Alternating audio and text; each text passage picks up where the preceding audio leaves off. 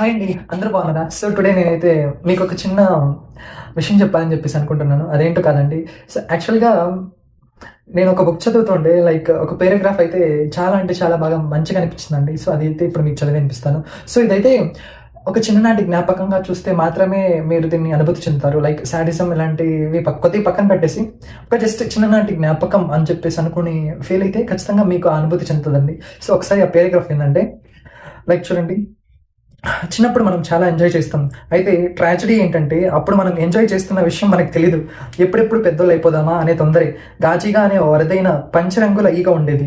Okay, so తుమ్మ చెట్ల మీద మాత్రమే ఉంటుంది. చిన్నప్పుడు మేము దానితో ఆడుకునే వాళ్ళం.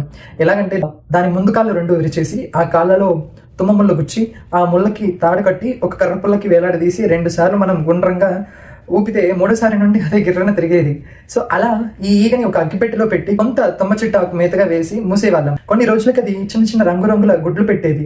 పసుపు, ఎరుపు, నారింజ రంగుల్లో ఇంత చిన్న చిన్న గుడ్లు.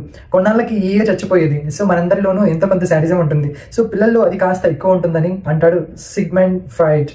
శాడిజం నా జన్మ హక్కు. సో ఈ పారాగ్రాఫ్ ఎంత బాగుంది కదా. సో ఒకసారి చూడండి. ఇదైతే చిన్నప్పుడు ఇవన్నీ అనుభూతి చేసాం. అంటే లైక్ మనం కూడా ఫీల్ అయ్యాం, మనం కూడా ఎంజాయ్ చేసాం. కానీ పెద్దయ్యకి మర్చిపోయాం. సో మళ్ళీ ఎప్పుడు ఈ బుక్స్ చదువుతున్నప్పుడు ఇవి మళ్ళీ మనకంట పడినప్పుడు కానీ మనం వీటిని అనుభూతి చెందాం, మనం కూడా చిన్నప్పుడు వీటిని ఎంజాయ్ చేసామని చెప్పి మనకు కూడా తెలీదు. ఆ ఐడియా లేదు, అసలు మర్చిపోయాం. సో ఇలాంటివన్నీ చదివినప్పుడు ఎంత మంచిగా అనిపిస్తుందో. అయితే ఈ పారాగ్రాఫ్ ఏ బుక్లో ఉందంటే చెప్పను, ఓకేనా? సో బుక్ తర్వాత చెప్తాను.